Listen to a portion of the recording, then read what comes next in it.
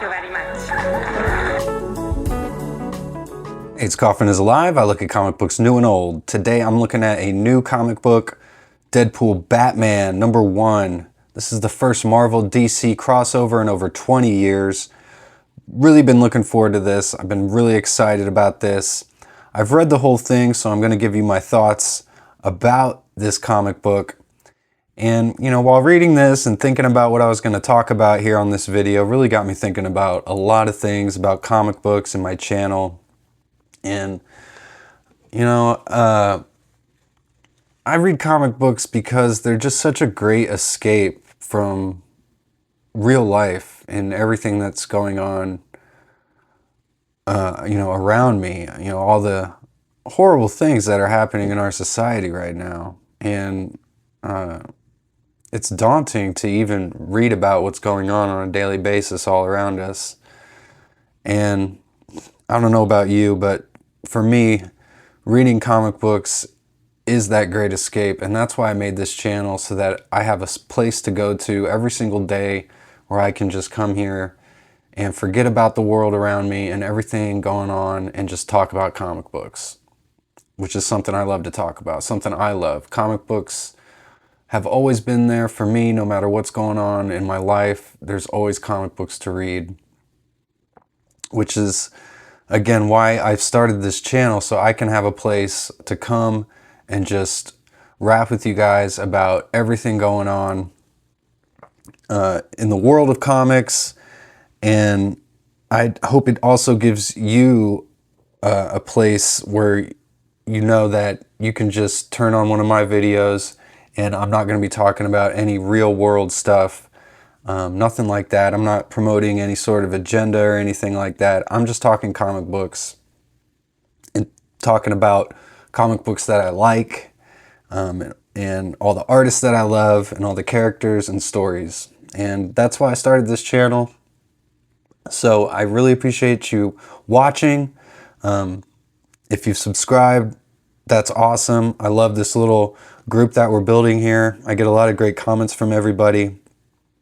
You know, there's never negative comments going on in my comment section. You guys are great. And I just want to thank you all for watching. It's just, it means a lot to me to know that my videos actually do get out there and people get enjoyment out of them and learn things. Hopefully you could learn a few things at least. But anyway, we'll get on to the comic book here. There's a lot of great stuff about this comic. I really enjoyed every story in this book. There really isn't a bad story in this. And it's not just Batman Deadpool. And I don't really understand why they kind of promoted it as just like a Deadpool Batman crossover, because there's a bunch of other stories in this book. I'm just going to flip right to the middle here past the Batman Deadpool story. I will get back to it, but we've got these other stories, and this is like a 60-page comic book. It was, is it $5.99 or it's $6.99?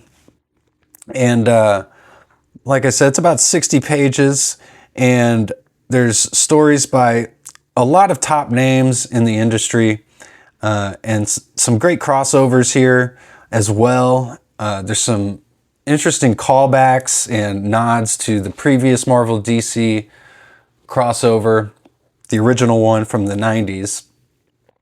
And I have covered that first issue of Marvel vs. DC #1. I am meaning to go back and finish that original crossover, which I should do that soon. This would be a perfect time.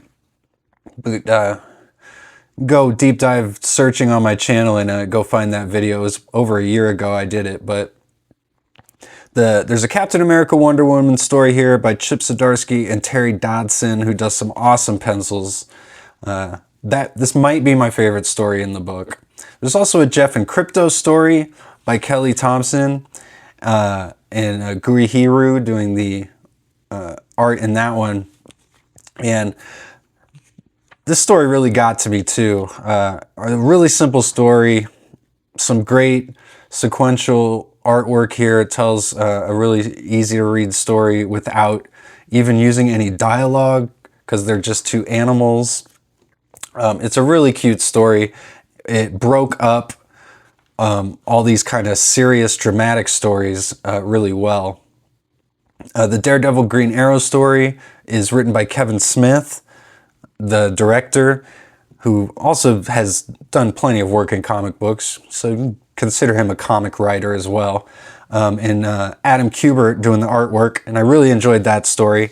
There's a Rocket Raccoon Green Lantern story, which is really short. There's an Old Man Logan in Batman The Dark Knight Returns story by Frank Miller, which is also really short, but really fun, and we'll get to that for sure. And at the end, the closer is the debut of a new amalgam character called Logo. And all this stuff is a lot of fun, I felt like.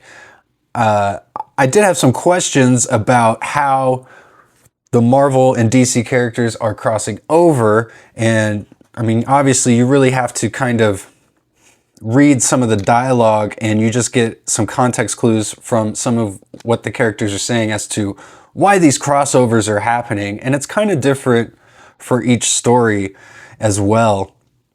For instance, in this Deadpool Batman story, which is drawn by Greg Capullo and written by Zeb Wells, who I might add was the Spider-Man writer who created Paul. But he does a good job in this book. I kind of like this story. It's a pretty simple story to follow. It doesn't have a lot of intrigue to it, I feel like. But I kind of like how I feel like Deadpool and Batman are sort of one-upping each other throughout this story. But Deadpool just busts into Wayne Manor here and confronts Bruce Wayne and says he's actually looking for Batman. And I was kind of wondering at the time if Deadpool was just playing Bruce for a fool and he actually knows his secret identity. Considering Deadpool breaks fourth walls, he probably already knew Bruce Wayne was Batman. But he says he's looking for Batman, and Bruce tells him it might be difficult. Batman is at home in the shadows. No one finds him unless he wants to be found. And Deadpool's just like, oh, I'm sorry, what the hell is that? And he sees the bat signal outside. I just love how Bruce gets really dramatic there when confronted about who Batman is. But Deadpool goes right to where the bat signal is, and then Bruce says, well, I guess I'm going to have to go out again tonight. I like this little part where Deadpool's like, is this the line to meet Batman? As he's like climbing awkwardly over the side of the building here. And so we get Deadpool and Commissioner Gordon here, which is kind of funny. And that's when Batman shows up and punches Deadpool. He says, welcome to Gotham. So we get the first confrontation between Deadpool and Batman right there in that page. It's a classic battle between Deadpool and Batman. He throws the bat wings into Deadpool's arm.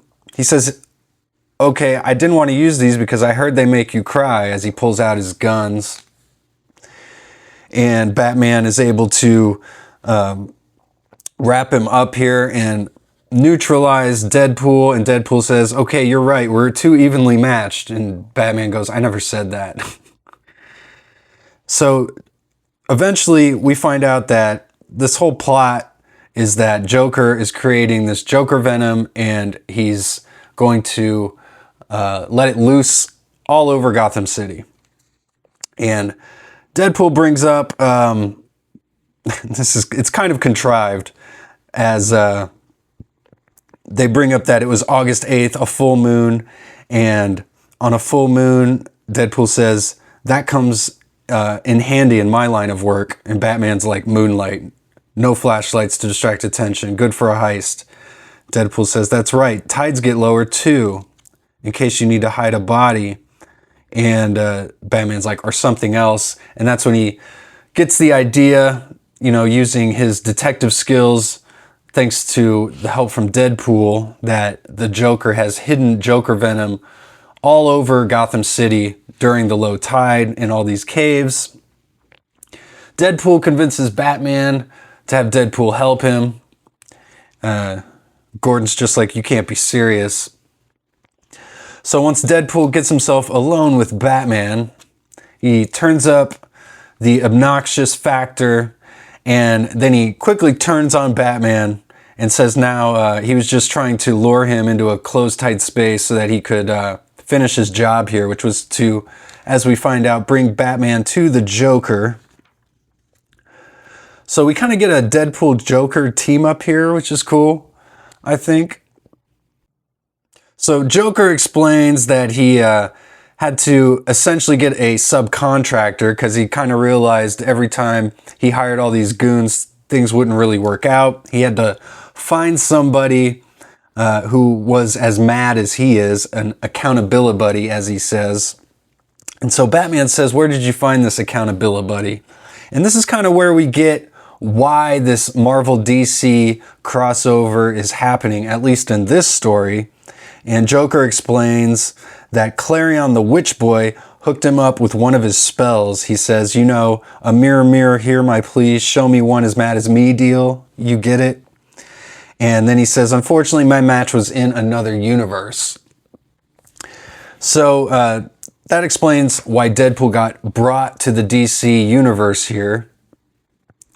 And then Batman appeals to Joker's ego and starts to get under his skin.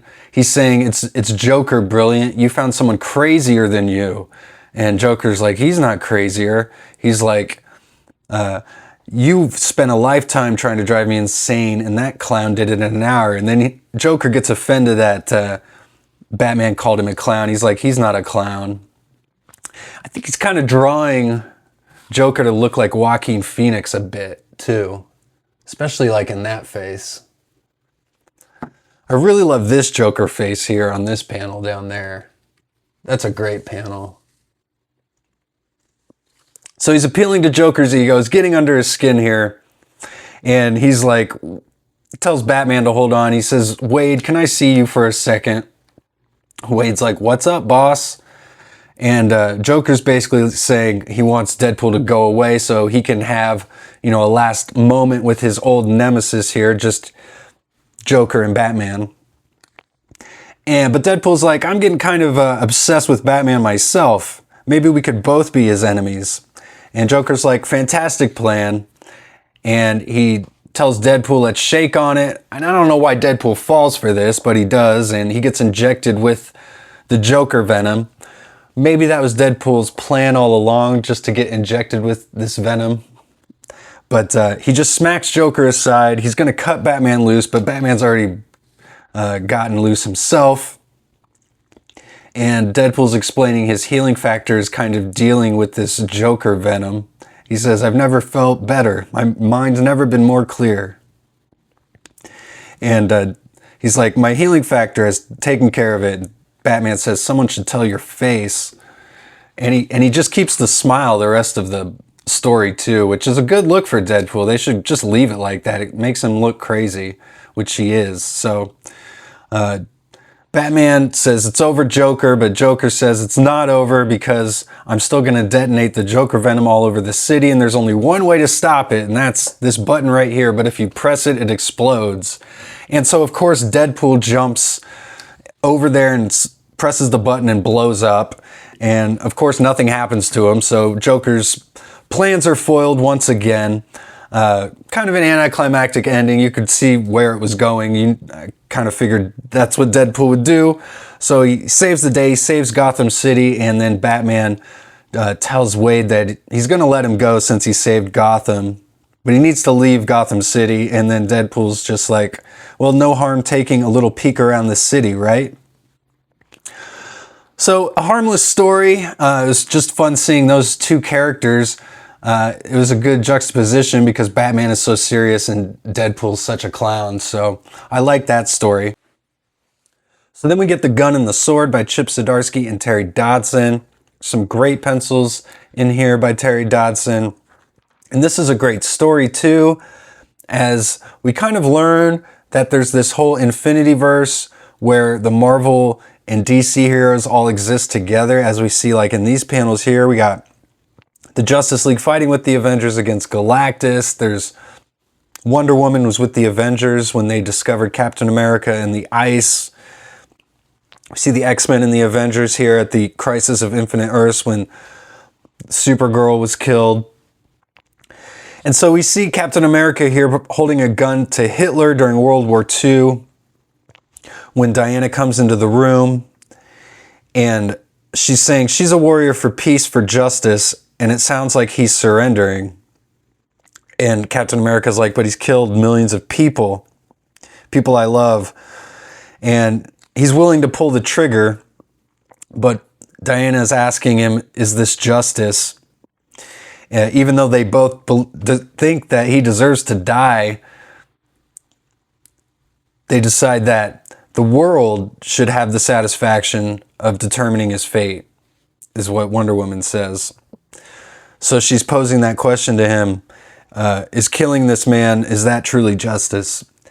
And then we start to learn that Superman and Wonder Woman have existed throughout an entire lifetime in this Infinity Verse where all the Marvel and DC heroes have existed. And I love this panel down here with this great call back, this little Easter egg to The Dark Knight Returns. And it's in the future because they're like in this Jetsons house here, but it's Diana and Steve. And I think that also this is kind of the fact that his name is Steve, obviously. Wonder Woman's, the love of her life was Steve Trevor. And in this Infinity Verse, the love of her life is Steve Rogers. So that's also kind of an interesting little Easter egg or a little nod there with the writing. I really like that. So Captain America decides it's not justice. He says, let the world end this monster together. Let the world decide his fate, not one man. And she wants to take him to Themyscira and guard him until his trial. And Cap throws the gun down, but he crawls over to it and holds the gun right to his own head. So we see how Hitler actually ended himself. It was in the presence of Captain America and Wonder Woman, at least in this universe. So then we see all these battles kind of throughout the years between with Wonder Woman and Captain America, and we see their love, and they're at the end here of this Infinity Verse, and it's being destroyed by all these creatures here. And he's saying this is the universe where they're together, and he says, the only thing that makes me sad is seeing all these universes where we never met. So this is the end of this Infinity Universe, or at least they're showing what could be the end of it. It's actually just the beginning because it's the first we've ever heard of it as the readers. So anyway, I really liked this story and everything that it could be setting up here. There's all these like more amalgam characters or just new characters perhaps. Versions of Iron Man or Hulk or Captain Marvel here. But some really interesting stuff. I like this story a lot. And then we get, like I said, this is like a palate cleanser story to me called Catch by Kelly Thompson and Guri Hiru with Jeff the Land Shark and Crypto. It's really cute. Crypto just uses his super breath to blow this ball. It's going like all across the continent here. And Jeff jumps out of the water and hits the ball back with his tail. So they start playing a game of catch and they find a net. So they like have a game of volleyball here. And then their owners call them to come home for dinner. So they both just leave and they kind of get a high five going there. But I love just the dialogue in here, just the bork bork and murr. Cute stuff. Really liked that story. Then we get this great Kevin Smith, Adam Kubert story with Daredevil and Green Arrow. There's really not much to it, and there's really no reason given why these two are in the same universe. It's just pretty much Ollie being in Hell's Kitchen. And they're both fighting hand ninjas on different rooftops. And they basically run into each other. And they keep they've got all these like different insults and nicknames for each other. The dialogue's really good here. I love the voice that Kevin Smith gives Ollie specifically in this story. It's really well done. The story's called The Red and the Green. It's a good title as well. Some cool pages here by Adam Kubert. Count Vertigo shows up for some reason, and he's got Daredevil at the... he's going to kill Daredevil there. When Ollie shows up and knocks him out with the boxing glove arrow, which is pretty awesome. And then we see that it's actually a Jack Murdoch, battling Jack Murdoch boxing glove that he got from Fogwell's gym. So a great little team up story here. So then we get just a little 2-page story here by Al Ewing and Dyke Ruan. It's called Rocket Has a Green Lantern Ring Now. And so we're just touching on the galactic parts of the Marvel and DC universes a little bit here. But the Guardians of the Universe, they have what's called a little cultural exchange with the Guardians of the Galaxy. It's kind of a weird exchange, as Green Lantern just gives Rocket Raccoon his power ring, and then the Green Lantern goes with the Guardians of the Galaxy. And then within 3 days, the Guardians of the Universe want to give Rocket Raccoon back. And Nova's calling them asking, what's a parallax? Because he says recruiting a rebel super cop who's a magnet for cosmic hand jewelry was a bad idea. So that's kind of clever that he gets the Infinity Gauntlet here. As you can see, Parallax with the Infinity Gauntlet. Don't know if that's actually setting up anything, but that would be a pretty cool crossover. Then we get this really great Frank Miller story. It's called Showdown. And it's, very edgelord. And I almost wonder if this is just some commentary by Frank Miller himself about old farts and maybe sticking around too long. But so maybe it's sort of meta in a way. I don't really know. But the artwork is, as you can see, I'd call it Kirby-esque. I think it's very Jack Kirby-esque. And, he's an older gentleman, so he probably doesn't have as much control of the pencil as he used to back when he did that classic Wolverine #1 cover. This style is completely different. But it's Frank Miller. He can do whatever he wants. And I love originality. I'm a sucker for that. So I really like this story and everything about it. I love how simple these panels are. You don't even see the characters. They're just in the shadow. But some really cool shapes on the shadows and some awesome lettering here. It says old fart punk. Batman's saying he's going to leave Wolverine in a steady stream of intravenous while you dribble away into your drool cup. And Wolverine's like, you'll be the one living off of needles, Gipper. You'll be feeding out of tubes. And this is the part where I feel this is Frank Miller just talking about what he knows. And he's like, and all the while, what's in those tubes is going to make you milder and milder and mellower. Forget about crime and vengeance and all that stuff. All you're going to care about is getting your diaper changed. But while Wolverine's talking, Batman strapped all these bombs to his waist and then he blows them up. And then Wolverine's just like, anytime you want to come back and have a good time, he says, anytime you want to come visit and you get the itch, I'll show you a good time. So I like that story a lot.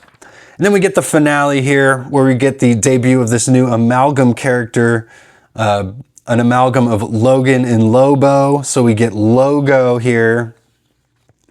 And he says he's the main mutie. I like that. The biggest, baddest Bub Steech in the whole friggin' universe.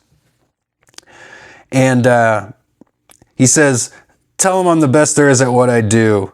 And then his buddies finish it. But what you do isn't friggin' nice. And then he says, was that my Thanos copter? So there you go. Thanos is another amalgam character that apparently exists.